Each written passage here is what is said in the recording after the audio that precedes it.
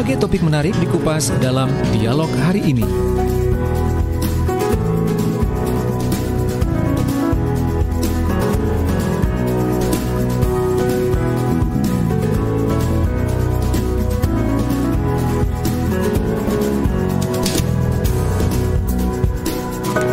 Assalamualaikum warahmatullahi wabarakatuh. Selamat sore sahabat pendengar dan pemirsa di mana saja Anda berada. Saatnya kita masuk dalam program Ruang Psikologi. Untuk edisi hari ini, hari Sabtu malam minggu tentunya akhir pekan. Nah, sembari Anda mempersiapkan untuk malam minggu dan juga ya quality time lah ya bersama keluarga, kita bahas tentang pekerjaan. Apalagi kita yang sebagai bawahan ini ya sometimes karakter bos atau owner atau juga atasan kita itu kan memang manusia. Pepatah mengatakan kepala atau rambut boleh sama hitam, tapi kadang-kadang karakter terus temperamental itu kan berbeda. Ada bos yang bawaannya suka marah-marah, ada bos yang pelit memberi pujian, ada juga bos yang supporting, macam-macam lah. Itu menjadi sebuah dinamika kita dalam bekerja di sebuah perusahaan, baik yang formal maupun informal. Nah, dipanggil dan dimarahi pimpinan gak perlu bingung dan baperan, bisa jadi kinerja kita kurang atau kita yang kurang berjuang. Ruang Psikologi edisi hari ini tentang bos marah, jangan gerah. Nanti bersama Dr. Bagus Hani Putra, psikolog dan konsultan SDM. Untuk Anda yang bergabung silakan nanti Anda bisa berinteraksi di 0811 309 1009 atau on air langsung juga boleh di 031 896 1514 031 896 1514. Saya langsung terhubung dengan narasumber kita yang lagi ada di Arab Saudi. Assalamualaikum. Waalaikumsalam warahmatullahi wabarakatuh, Cak Haji. Produsernya langsung tertawa. Lo nggak percaya kalau Ustadz atau Cak Bagus ini ada di Arab Saudi? Ada di Arab Saudi. Arab Saudi cabang Delta Sari maksudnya. Cak Haji bisa. Apa kabar Cak Bagus, sehat? Alhamdulillah sehat dan selalu bahagia, Cak Haji.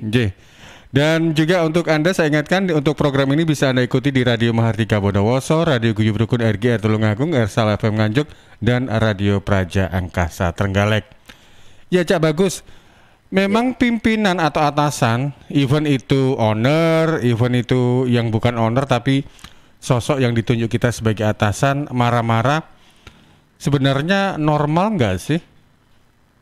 Ya. Baik, mari kita jawab dulu pertanyaan itu dengan memahami kemarahan dari bos.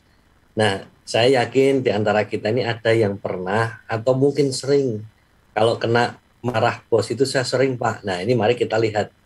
Marahnya seorang atasan bisa betul tadi yang disampaikan. Apakah dikarenakan karena kinerja kita yang kurang bisa kena target-target yang atau tuntutan dari perusahaan, ataukah mungkin juga karena faktor bawaan manusiawi, atau juga baru ada permasalahan yang lain, mungkin bisa permasalahan keluarga yang dibawa ke kantor. Ini harus hati-hati nih. Kalau ada permasalahan lain, kita sebagai bos, sebagai key person, kita juga harus tahu bahwa menempatkan diri kita sebagai key person atau orang kunci di perusahaan kita, maka kita harus tahu, sadar diri bahwa kita harus memilahkan dulu sementara ini antara masalah pekerjaan dengan masalah yang ada di rumah atau masalah-masalah yang lain. Terkadang Cak Panji, yang namanya bos yang marah itu bisa jadi karena dua hal. Kalau itu memang dari faktor personalnya bos itu sendiri. Yang pertama mungkin karena masalah substitusi. Substitusi itu adalah objek pengganti kemarahan. Jadi misalnya saja, bos ini mungkin ikut suatu klub yang namanya ISTI, Ikatan Suami Takut Istri. Sehingga ketika dimarahin oleh istrinya, dia nggak berani marahin lagi ke istrinya, tapi justru kemudian dilakukan substitusi. Dilakukan substitusi terhadap kemarahannya itu, yang akhirnya dimunculkan kepada bawahannya. Itu yang disebut sebagai pengganti atau substitusi. Yang kedua, ketika ada permasalahan lain, misalnya dia ada masalah di luar, kemudian mungkin juga berlaku agresi hierarki, Cak Panji. Jadi agresi hierarki itu yang dilakukan seorang pimpinan kita mungkin masih punya pimpinan lagi, jadi di atas langit masih ada langit. Nah mungkin manajer kita dimarahin oleh direktur. Nah manajer kita dimarahin oleh direktur. Kemarahannya direktur ini nggak mungkin kemudian dia gantian memarahi direktur, tetapi akhirnya pelampiasannya adalah dia memarahi anak buahnya. Jadi hal itu sering terjadi kalau kita melihat agresi hierarki, kemudian ada proses substitusi, pencarian pelampiasan objek yang baru karena dia tidak berani terhadap yang lain untuk memarahinya. Nah, mari kita lihat ada 4 tipikal bos ketika dia marah. Kalau kemarin kita ngomong tentang leader. Ngomong tentang leader, ada 4 tipikal leader, ada 4 jenis leadership style. Tapi kalau sekarang kita lihat ketika bos itu marah, maka seperti apa reaksinya? Setelah dilakukan penelitian oleh beberapa ahli psikologi, ada 4 style atau 4 gaya ketika bos itu marah. Yang pertama ada yang gaya asertif cenderung agresif. Asertif itu artinya bos ini mampu terbuka ketika marah. Marahnya ditunjukkan kepada anak buahnya, kepada bawahannya. Dan juga cenderung agresif, ngamuan. Jadi langsung pada saat itu bos ini marah gitu ya. Tapi biasanya Cak Panji, orang yang asertif dan cenderung agresif ini dia biasanya tidak menyimpan dendam. Jadi begitu marah ya dipol-polke, dimentokin marahnya, tetapi kemudian begitu selesai ya sudah. Ini ada suatu kelegaan kalau dia marahnya itu ditunjukkan kepada anak buahnya. Kemudian yang kedua, yang pertama tadi asertif agresif, yang kedua tipikal menyindir. Nah, kalau tipikal menyindir ini dipendam sebenarnya. Kemarahan itu dia pendam, tetapi dia salurkan lewat omongan-omongan yang sedikit nyelekit pedas kepada anak buahnya. Jadi dia menyindir. Nah, biasanya kalau orang sudah seperti ini, nyindir, berlanjut, ini akan terus-menerus dibawa sampai kemanapun. Bahkan misalnya kita sebagai bawahan sudah memperbaiki diri, tetapi sama bos ini di lain kesempatan di rapat itu masih disindar-sindir tentang kesalahan kita. Artinya kesalahan kita yang dianggap oleh atasan kita ini selalu dibawa, selalu diingat oleh atasan ini. Ini yang tipikal menyindir. Tipikal yang ketiga adalah skeptis. Tipikal yang ketiga skeptis ini artinya dia sebenarnya marah, tetapi marahnya itu dia simpan, digantikan dengan suatu pertanyaan-pertanyaan.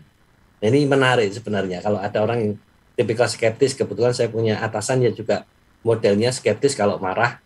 Jadi justru ketika dia marah, dia akan bertanya. Ada satu kata tanya di situ. Begitu misalnya saya melakukan suatu kesalahan, memilih suatu keputusan yang salah, kemudian pasti beliau ini akan bertanya kepada saya, apa nggak salah seperti itu Pak Bagus. Nah, ada kata tanya seperti ini nih yang disebut sebagai yang skeptis. Nah, kalau model seperti ini, orang yang skeptis ini artinya dia sebenarnya ada suatu kemarahan tapi dibungkus dengan pertanyaan. Nah, ini menarik kalau bisa seperti ini, tetapi ya kalian orang akan berbeda-beda. Dia ingin mendapatkan suatu jawaban atas kesalahan saya dengan cara bertanya. Ya, tetapi sebenarnya dia itu marah. Ini yang disebut sebagai skeptis. Kemudian yang keempat, yang paling nggak enak itu ketika mendapatkan atasan yang justru permisif. Ini yang keempat, permisif. Jadi membiarkan. Kalau kita salah, dibiarkan. Bahkan kalau kemudian kita salah nggak ditegur, dibiarin aja, dicuekin, kemudian kalau orang Surabaya mengatakan disiwak gitu ya. Nggak mau tahu apa yang kemudian kita sudah perbaiki. Apapun yang kita lakukan dia nggak akan mau anggap. Ini yang permisif. Ini kalau bagi saya lebih tidak nyaman ketika mendapatkan atasan yang akhirnya permisif. Kita salah dia diem, kita benar dia diem.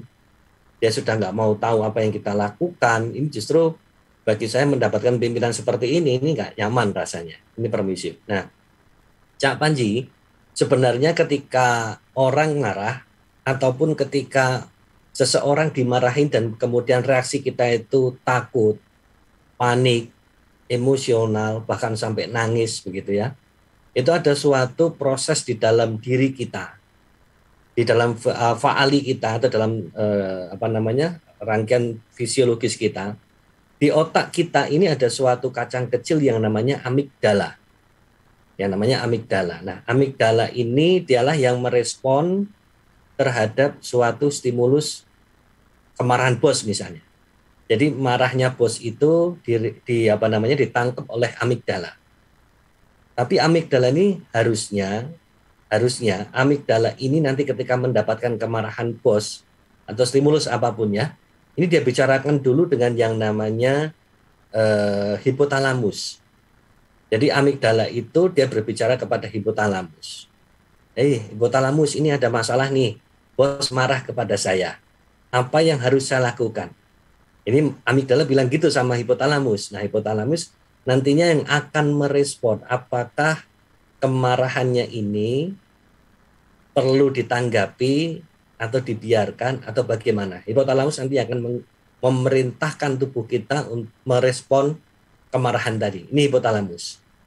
Tetapi di tengah mereka bercakap-cakap ada pihak ketiga yang namanya neokortek, bagian otak kita yang ada di depan. Namanya neokortek. Nah, neokortek ini nimbrung kepada percakapan antara amigdala dengan hipotalamus. Nah, neokortek ini kemudian nimbrung. Nah, timbrungan neokortek itu adalah timbrungan yang logis, normatif. Jadi dia membisiki sesuatu yang positif, yang baik-baik. Jadi neokortek mengajarkan kepada kita, memberitahukan bahwa ngapain ditanggapi. Ini kalau logikanya, ngapain ditanggapi. Toh nanti dia akan hilang gitu saja kok, nggak usah ditanggapi. Atau yang salah tuh kamu. Ini kalau kita ngomong normatif, yang salah tuh kamu. Kamu tuh sudah melakukan kesalahan, kok tidak minta maaf. Itu yang kemudian bos marah. Itu neokortek kemudian menasehati hipotalamus dan amigdala seperti itu, memberi masukan kepada mereka berdua. Akhirnya hipotalamus bereaksi, ya sudah, mari kita merespon kemarahan bos ini dengan cara santai saja, slow saja, tenang saja. Nah, ini kalau amigdala secara normal menyampaikan kepada hipotalamus dan kemudian hipotalamus ini juga diberi masukan oleh neokortek. Tetapi amigdala ini bisa dibaca, Cak Panji. Jadi amigdala itu bisa dibaca. Nah, siapa yang membaca? Yang membaca itu adalah amigdala itu sendiri. Karena amigdala itu punya ingatan emosional. Dia punya ingatan emosional. Jadi pernah menyelesaikan suatu masalah, kemudian dia punya ingatan terhadap emosional itu, dan dia akan melakukan copy paste terhadap tindakan yang pernah dilakukan. Jadi misalnya, bos marah kepada kita, bos marah kepada saya, gitu ya. Itu ditangkap oleh amigdala saya. Kemudian amigdala saya seharusnya bertugas untuk menyampaikan kepada hipotalamus. Dan nanti neokortek akan memberikan nasihat atau pertimbangan. Tetapi ternyata amigdala saya ketika saya dimarahin oleh bos, amigdala punya ingatan emosional. Dulu kamu itu Gus, kamu itu pernah dimarahin orang di tengah jalan atau di pinggir jalan gitu ya, ketika sedang naik motor dan sebagainya, ada orang yang marah sama kita, kamu lawan. Makanya sekarang kalau kamu lawan, aku yakin kamu menang. Jadi ada satu pengalaman saya mungkin di ketika saya sedang jalan, saya dimarahin orang, saya ganti marahin dia lari pergi takut sama saya, misalnya seperti itu. Nah, kemudian saya punya ingatan emosional yang direkam oleh amigdala itu. Nah, amigdala akhirnya bertindak sendiri, nggak sempat memberikan informasi kepada hipotalamus.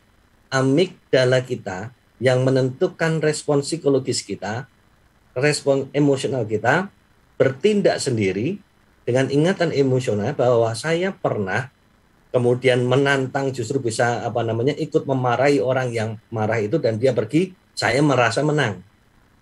Ini yang kemudian ketika bos marah, amigdala saya bertindak, saya marahin ganti bosnya, atau saya tentang, atau saya cekcok dan sebagainya. Dengan kata lain bahwa amigdala itu berusaha untuk bisa merespon suatu emosi-emosi yang saya punya dan kemudian dia mengingat apa yang pernah saya lakukan. Ini kurang lebih mekanisme ketika orang itu merespon suatu kemarahan. Bahkan orang marah pun juga demikian. Orang marah pun juga ternyata amigdala ini punya peranan penting ketika merespon suatu emosi. Demikian Cak Panji. Baik, jadi karakter pemimpin atau bos kita itu Kalau dari sisi emosional yang seperti Anda urai tadi ada 4, asertif, agresif, yang kedua tadi menyindir, ketiga skeptis, dan yang keempat adalah permisif. Tapi kalau yang contoh yang keempat ini dari beberapa perusahaan yang dulu lepas kuliah sampai sekarang, saya nggak pernah nemui seperti ini ya. Saya pernah ketemu sekali. Dan ini justru dia membiarkan anak buahnya. Begitu ada kesalahan dia tidak memberikan direktif gitu ya, tidak memberikan suatu arahan apapun atau panggilan apapun, dia biarkan aja. Nah ini artinya jadi rusak, jadi kacaunya suatu tempat kerja karena permisivitas yang terlalu terbuka oleh leader. Ini yang saya merasa tidak nyaman pada saat itu. Betul, jadi bisa dikatakan nggak tegas, kemudian membiarkan. Ya kalau atmosfer di kerjaan itu bagus, tapi kalau buruk itu kan semakin parah gitu. Betul, dan akhirnya bawahan itu tidak bisa belajar dari kesalahannya karena tidak diberikan masukan oleh atasannya. Ini yang kemudian kita sesali kalau ada yang kemudian permisif gitu ya. Nah, harusnya memang seperti kalau kita memimpin itu kan seperti ngunduh layangan.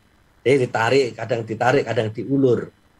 Demikian juga bahasa pemimpin itu sebenarnya ada 2. Bahasa pemimpin hanya ada 2, yaitu menegur dan memuji. Cuman itu saja. Menegur manakala dia tidak mencapai targetnya, tidak sesuai dengan SOP yang dijalankannya. Sedangkan memuji ketika dia sudah berhasil mencapai target-targetnya. Itu Cak Panji. Baik.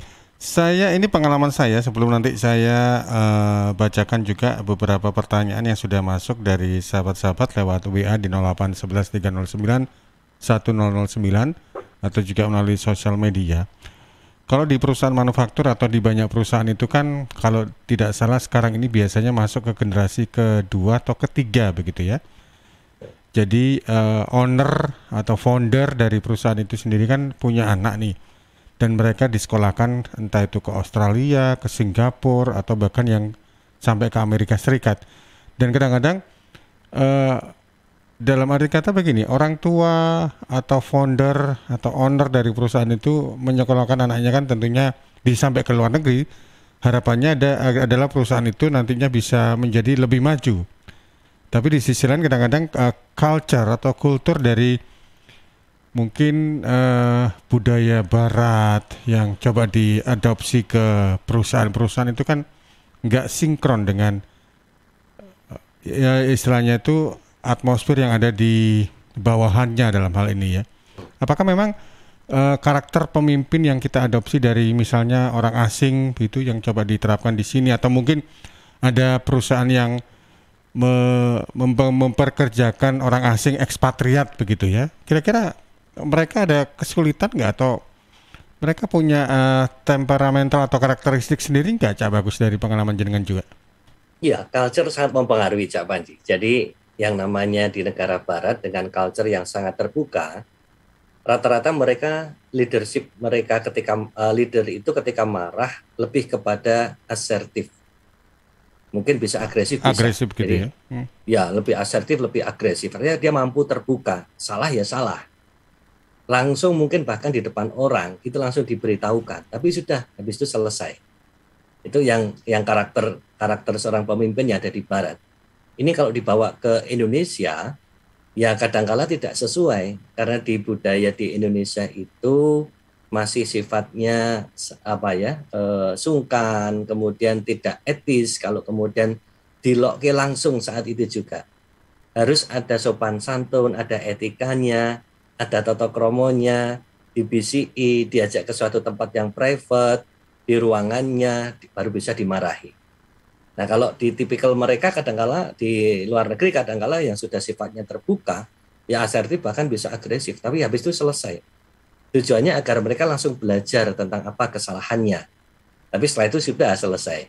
Nah begitu juga Cak Panji, sebenarnya yang dikatakan tadi benar, generasi kedua bahkan ada generasi ketiga. Tapi lack kompetensi, lack usia, ada kesenjangan usia, ada kesenjangan kompetensi, kemudian ada kesenjangan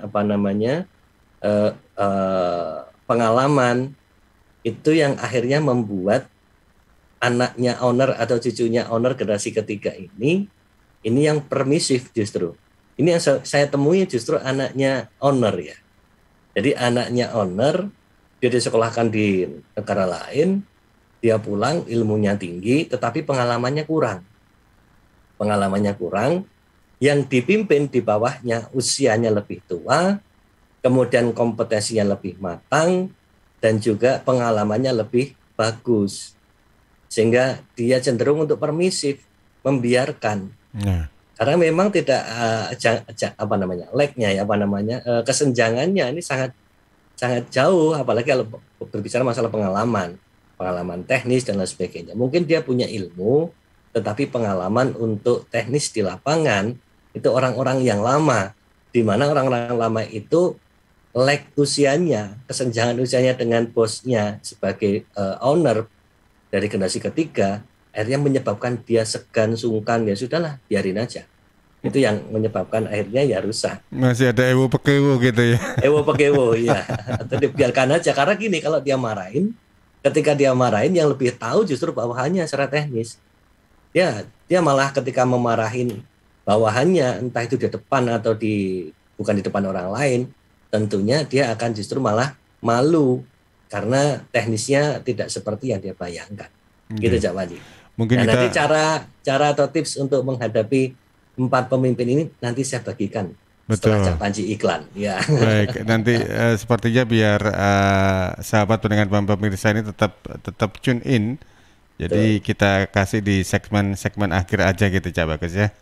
Betul Cak Panji. Mungkin tipikal pemimpin ini atau tipikal antara hubungan antara atasan dan bawahan, mungkin kita bisa mencontoh institusi TNI Polri ya. Kalau kita lihat usia muda yang disandang oleh seorang perwira, ini tidak membuat mereka, dalam arti kata begini, ketika dalam sosok hierarki, bawahan mereka yang rata-rata mungkin bintara, tamtaman, tetap hormat meskipun secara usia mereka lebih muda bertahun-tahun dengan bawahannya gitu ya.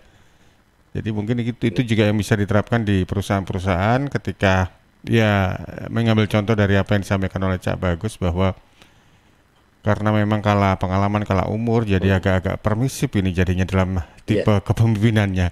Baik, menarik. Itu fakta-fakta atau kenyataan-kenyataan yang ada di lapangan. Nanti kita akan bahas bagaimana sih asertif, kemudian menyindir, skeptis, dan permisif, dan juga nanti pertanyaan dari Anda akan saya bacakan sesudah kita ikuti beberapa pesan berikut ini.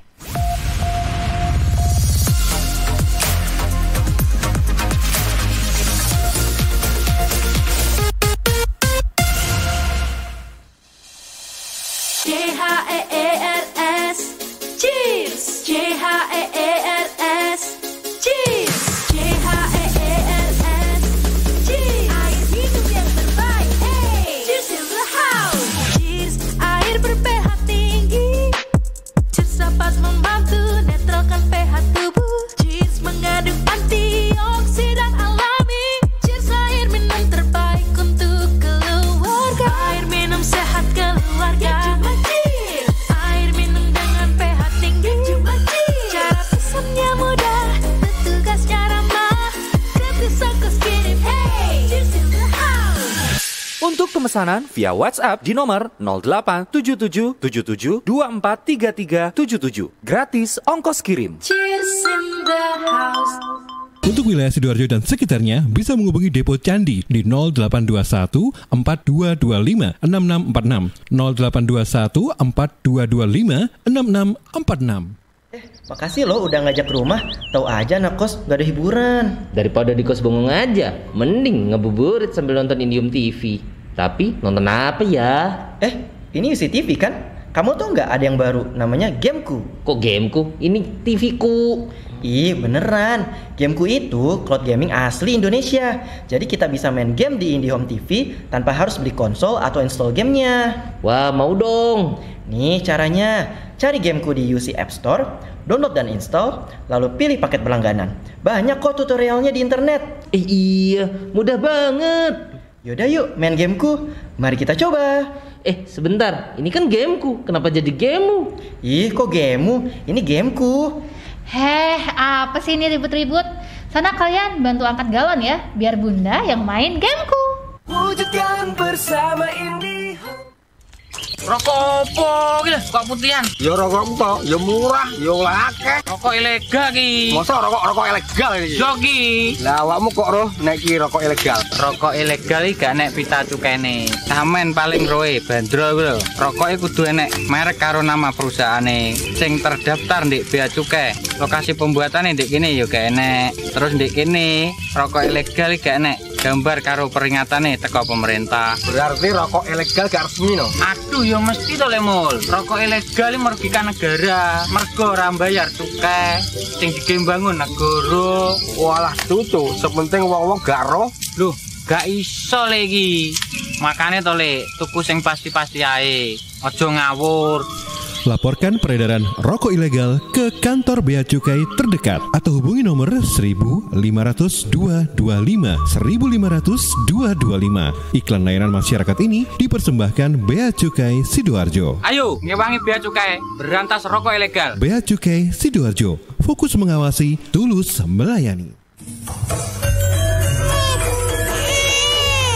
Arek-arek iku rame lapo sih? Mulakno, nek dikandani wong tuwek dirungokno, nek durung siap duwe anak, gak usah rabi. Anake loro, pilek, watuk, ono seseke. Loh, bahaya iku. Ngomong dorong, budalo nang bidan. Hati-hati dan waspada ya. Demam, batuk, dan susah nafas bisa jadi itu tanda-tanda pneumonia atau infeksi paru-paru. Penyebabnya bisa virus, bakteri, atau jamur. Mudah menular lewat droplet saat batuk atau bersin. Tapi, ini bisa dicegah dengan pemberian imunisasi PCV pada bayi dan anak. Imunisasi PCV selain mencegah pneumonia juga bisa mencegah radang selaput otak atau meningitis dan radang telinga tengah atau otitis media. Imunisasi PCV diberikan pertama pada bayi usia 2 bulan, dilanjutkan pada usia 3 bulan, dan dosis ketiga saat anak usia 12 bulan. Imunisasi PCV bisa didapat di posyandu, bidan, puskesmas, rumah sakit, klinik kesehatan, praktek dokter mandiri, dan layanan kesehatan lain yang menyediakan imunisasi. Lapo guyu-guyu dewe? Putune wis sehat, Cak. Wis diimunisasi PCV pisan. Seneng aku. Gak pengen ngeramut bayi maneh ta? Ayo tak gaweno. Iklan layanan masyarakat ini persembahan Dinas Kesehatan Kabupaten Sidoarjo. Sahabat, penularan virus corona bisa dicegah lewat perilaku hidup bersih dan sehat. Cuci tangan pakai sabun di air yang mengalir. Kalau batuk dan bersin, terapkan etika batuk. Kemudian mengkonsumsi makanan yang bergizi dan sudah dimasak sempurna. Rajin olahraga, istirahat yang cukup. Kalau ada gejala demam, batuk, sesak nafas, pernah kontak dengan orang dari negara atau daerah terjangkit, atau dari kunjungan negara atau daerah terjangkit, segera ke pelayanan kesehatan terdekat. Bisa juga hubungi call center kesehatan 119 untuk sambungan cepat 24 jam siaga. Sekali lagi, call center 119 untuk sambungan cepat 24 jam siaga. Dan di 0811 3088 113 untuk sambungan layanan 24 jam kegawat daruratan medis. Sekali lagi, di 0811 3088 113 untuk sambungan layanan 24 jam kegawat daruratan medis. Cegah penularan virus corona lewat hidup bersih dan sehat. Iklan layanan masyarakat ini persembahan Dinas Kesehatan Kabupaten Sidoarjo didukung Suara Sidoarjo.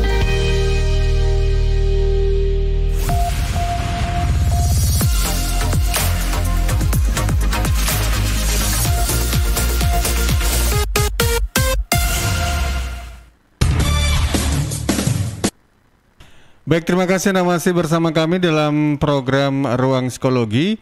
Untuk edisi hari ini, hari Sabtu tanggal 18 September tahun 2021. Tema kita yakni Bos Marah Jangan Gerah, bersama dengan Dr. Bagus Ani Putra. Beliau adalah seorang psikolog dan juga konsultan SDM, dan banyak pengalaman yang sudah didapatkan oleh Cak Bagus ini sebagai human relation di berbagai perusahaan ya, baik itu yang skala gede sampai yang skala lebih gede lagi.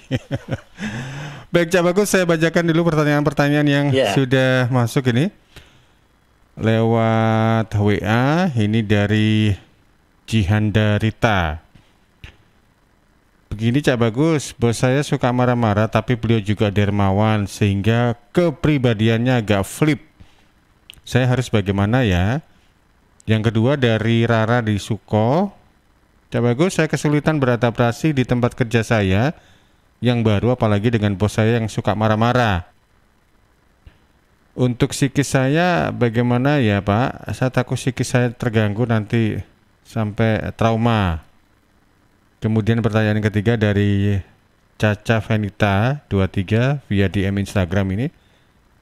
Bagaimana ya Cak Bagus cara mengatasi culture shock dengan sifat-sifat atasan dan orang-orang di kantor saya yang notabene mereka itu kebanyakan dari etnis tertentu dan juga ada bulenya. Mohon tanggapannya. Baik, terima kasih 3 pertanyaan Cak Bagus. Monggo Cak Bagus. Yang kedua tadi dari siapa Cak Panji? Kedua itu dari Mbak Rara yang ada di... Oh, Mbak Rara. Iya. Iya.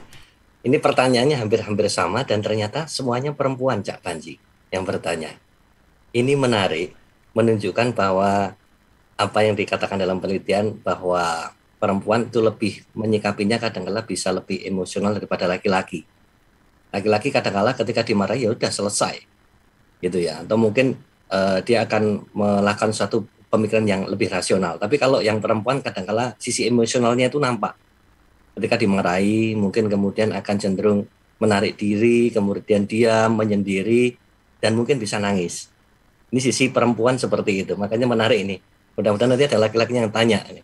Nah, sebenarnya Cak Panji dan Mbak Jihan, Mbak Rara dan Mbak Caca, kalau kita lihat pertanyaannya hampir sama dan nanti jawabannya mengarah ke sini. Jadi kalau kita tadi melihat bahwa ada 4 kategori, 4 tipikal pemimpin yang marah, sikapnya seperti apa. Kalau yang asertif agresif, dia lebih bisa mengungkapkan perasaan marahnya, ini si bos ini, dan dia mungkin lebih terbuka. Dan saat itu juga kita akan dimarahi. Maka apa yang kita lakukan? Yang pertama tetap tenang. Tetap tenang. Jadi kalau dia marah itu udah orang normal ketika berbicara itu 200 kata per menit. Ini mungkin bisa lebih dari 200 kata per menit. Ketika orang marah seperti itu. Nah, orang yang marah dengan tipikal yang asertif agresif itu biasanya emosionalnya naik, logikanya turun. Dia sudah nggak bisa ngampet marahnya, kemudian emosional dia naik, logikanya turun. Nah, kalau orang sudah logikanya turun, itu biasanya dia tidak mau mendengarkan apapun alasan kita. Itu yang asertif agresif. Sehingga yang kita lakukan yang pertama ketika dimarahi, diam. Tidak perlu membantah. Karena dia dalam kondisi emosional. Tidak perlu membantah meskipun kita punya data kalau kita benar. Kita punya bukti, kita punya aturan, kita punya data bahwa kita bisa membela diri kita di depannya. Tetapi kemudian kalau dia dalam kondisi marah, biarkan bicaranya tuntas terlebih dahulu. Kita lebih baik diam. Nah, kemudian setelah dia selesaikan kemarahan itu, bisa jadi kemudian dia memberikan kesempatan kepada kita. Ya, apa tanggapanmu? Nah, ini baru kita tidak membantah, tetapi minta izin untuk menyiapkan data atau regulasi atau apapun itu. Jadi misalnya saya dimarahin begitu ya, bos saya sikapnya asertif agresif, maka saya harus tenang. Saya tidak boleh membantah pada saat itu, dan saya tunggu sampai bicaranya selesai, marahnya selesai. Tidak marah kemudian harus selesai pada saat itu, tidak, tapi bicaranya selesai dulu. Baru saya kemudian sebenarnya saya sudah menyiapkan data. Jadi kalau bos saya itu memanggil dalam kondisi tertentu yang saya tidak melakukan kesalahan dan apapun juga, saya harus prepare terhadap data, terhadap aturan. Jadi ketika saya dianggap melanggar aturan, maka saya harus tahu aturan yang mana. Kalau saya salah terhadap penyediaan data, data mana yang salah. Itu yang kemudian kita luruskan terlebih dahulu, tetapi kita minta izin ya, bahwa kita harus berbicara tentang pembelaan diri kita. Nah, bos yang seperti ini, kalau kita semakin takut menanggapinya secara reaktif, emosional juga, kita nangis di depannya, udah tambah menggebu-gebu, seneng. Dia dapat kayu bakarnya, sehingga kemudian dia merasa menjadi power, egonya semakin tinggi untuk menekan kita. Ini pertanyaannya seperti Mbak Caca, mungkin akan semakin tinggi. Maka tadi saya katakan tenang, ojo nangis, jangan gugup, jangan pernah kemudian kita takut di depannya, tetap tenang. Ya, nanti tips tenang akan saya berikan. Kemudian yang kedua, yang tipikal menyindir. Kalau yang tipikal menyindir ini, sindirannya tidak perlu dijawab. Tetapi kita siapkan bukti perilaku atau kinerja kita secara positif. Biasanya kalau saya salah itu disindir lagi, padahal kita sudah tidak melakukan. Maka cara yang terbaik adalah ya sudah, kita tidak perlu kemudian menanggapi sindirannya, tetapi kita buktikan bahwa sindirannya itu tidak betul di depan kita. Misalnya, saya pernah mungkin satu kali datang terlambat. Kemudian datang terlambat ini dijadikan bahan saya, padahal saya baru sekali datang terlambat itu. Disindir terus sampai kemudian di rapat-rapat yang lain saya juga disindir untuk pernah melakukan kesalahan datang terlambat. Nah, ini kita buktikan bahwa kita itu orang yang tidak datang terlambat. Kita bisa on time seperti itu. Dan yang ketiga adalah skeptis. Nah, kalau orang yang skeptis itu kita harus menyiapkan jawaban yang sistematis. Tidak bulat, tidak melantur.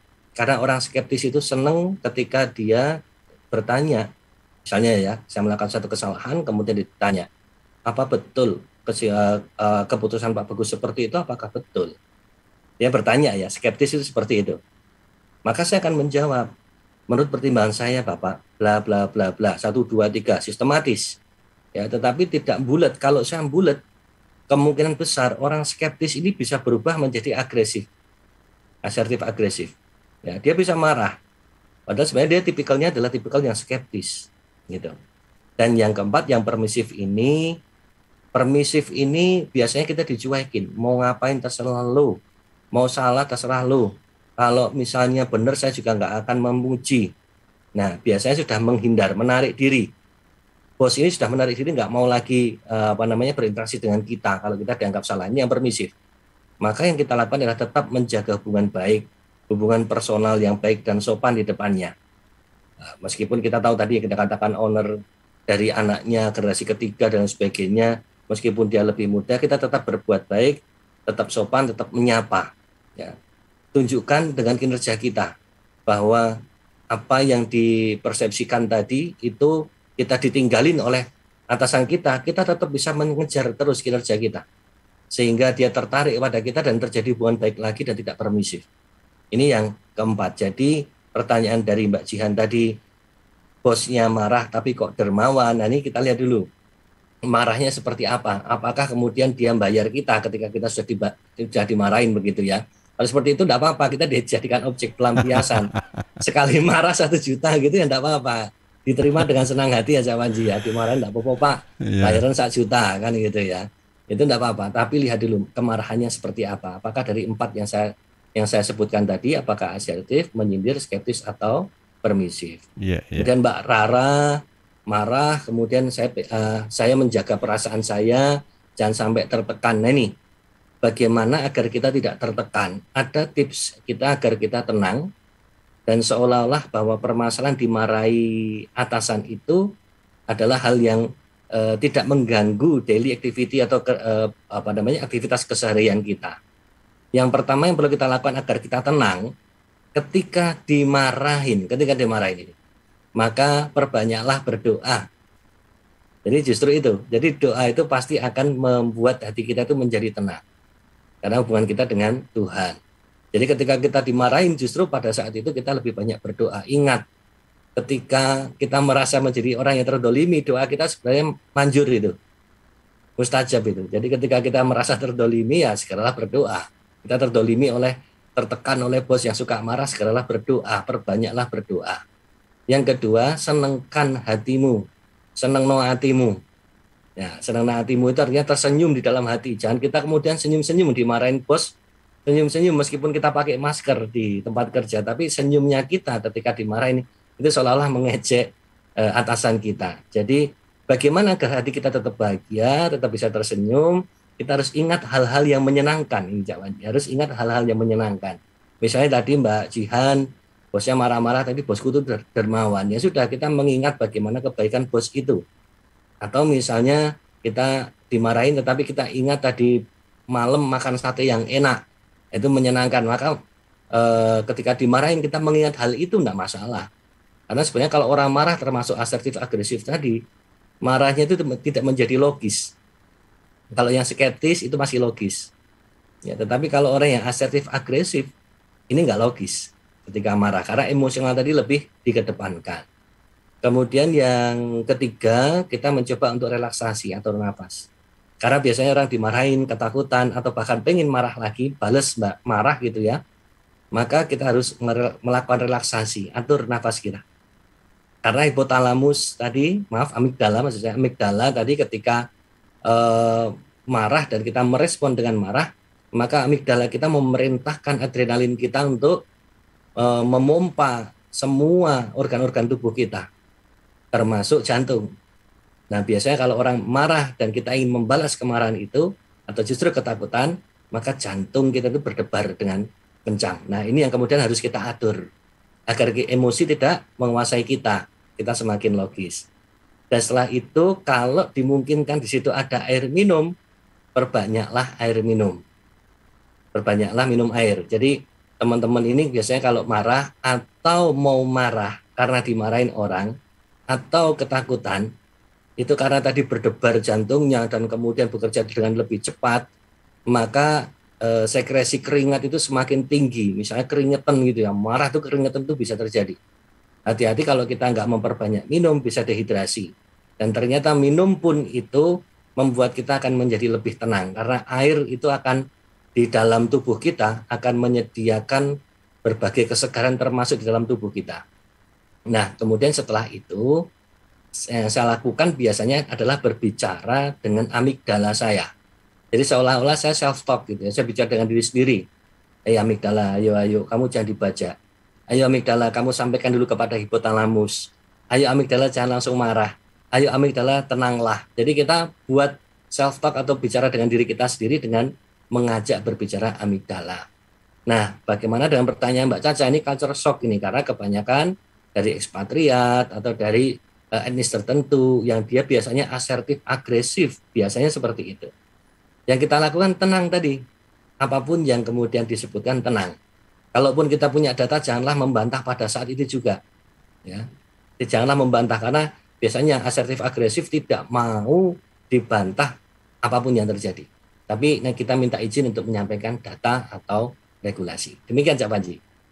Iya, ini kalau tadi sempat Anda singgung tentang cowok yang masuk ini baru saja masuk lewat WA di 0811 309 1009. Ini sepertinya arah-arah pertanyaannya hampir sama dengan Mbak Rara tadi ya di Suko. Mbak, pertanyaannya begini. Ini pengalaman dari seseorang yang namanya Joni. Dulu waktu kerja di Singapura ya, karena lulus kuliah ada peluang kerja di sana. Ketika ternyata dia merasakan bahwa habit masyarakat di sana dengan negara kita itu sangat jauh berbeda, dalam pengertian begini. Dan di sana itu kadang-kadang suka sikut menyikut, suka tikung menikung. Misalnya Mas Joni ini bercerita pengalaman dulu ketika akan presentase, ide-ide itu disampaikan ke rekan-rekan kerjanya. Mereka mengatakan good. Tapi ketika pas hari H presentasi, ternyata rekan-rekan kerjanya itu langsung menyoroti, merespon negatif terhadap presentasi di depan bos mereka. Nah, kalau di Indonesia itu orang-orangnya lebih, bisa dikatakan lebih toleran begitu ya. Oke, jadi boleh dibilang ini ya bagus ya, kalau dari apa yang disampaikan oleh Joni tadi, mungkin karakter tiap-tiap bangsa memang tidak direct dengan bos kita. Kadang-kadang rekan-rekan kerja kita yang mungkin beda dari suku, etnis, atau mungkin kewarganegaraan itu juga kadang membuat kita harus bisa beradaptasi, atau bagaimana cara kita bisa istilahnya, memang kita tidak bisa menyenangkan semua orang, tapi minimal kita itu bisa membawa diri lah, dan dalam arti kata dalam satu konteks tertentu kita nggak gampang menyerah apabila berada pada perusahaan yang betul-betul boleh dibilang toksik seperti itu, Cak Bagus. Ya betul, Cak Panji. Sebenarnya kita perlu adaptasi terhadap lingkungan sosial kita, terutama yang berkaitan dengan culture tadi. Di tiap daerah, negara, bangsa tentunya berbeda-beda. Ya, jadi kalau kita pun bekerja bekerja pada etnis tertentu, suku tertentu juga berbeda-beda. Tipikal bosnya seperti apa, dan siap mendominasi suku tertentu juga di situ harus seperti apa kita membawakan diri kita. Jangan sampai kemudian nilai-nilai internal kita bawa terus, kemudian tidak menyesuaikan dengan nilai-nilai di dalam perusahaan atau lingkungan sosial itu. Nah, sebenarnya masalah habit tadi ya, sikut menyikut, dimanapun saya kira ada. Indonesia toleran saya kira juga tidak. Dimanapun pasti ada. Tetapi kemudian kalau orang Indonesia mesti akan dibungkus sikut menyingkutnya itu. Lebih banyak intrik-intrik politiknya dibandingkan dengan negara luar. Ya, jadi contohnya seperti ini. Kalau kita belajar berenang, Cak Panji pernah berenang ya? Saya kalau berenang itu yang paling pinter gaya batu. Gaya batu, tenggelam atau terapung? Lihat kedalamannya, kalau cetek sih tenggelam, terapung. Kalau dalam tenggelam. Iya. Jadi kalau Cak Panji berenang itu pakai gaya kata. Nah, gaya kata itulah yang sering digunakan di beberapa orang yang kemudian pengen melakukan ngatok gitu ya. Kalau orang Surabaya mengatakan ngatok itu menjilat gitu ya. Menjilat ya. Jadi kalau gaya kata itu kan yang pertama menyembah dulu ya. Kita menyembah dulu, setelah menyembah ke atas baru ke sikut kiri, sikut kanan, jejak kiri, jejak kanan. Nah, ini juga demikian. Orang yang kemudian ngatok, menjilat, atau ABS ya, asal Bapak senang, biasanya yang terjadi adalah dia akan nyembah dulu kepada atasannya, atasnya disembah, tapi bagaimana agar caranya dia jadi anak emas, maka dia sikut kiri, sikut kanan, jejak kiri, jejak kanan. Dan kadang-kala pula di lingkungan kerja kita, ketika kita ini menjadi rising star, meroket begitu ya, maka biasanya akan lebih banyak musuhnya. Terutama berkaitan dengan horizontal kita akan lebih banyak musuhnya. Itu seperti kepiting. Kepiting itu ketika ditaruh di suatu bak yang besar, ketika ada kepiting mau merambat naik ke atas, maka kepiting yang ada di bawahnya itu narik ke bawah.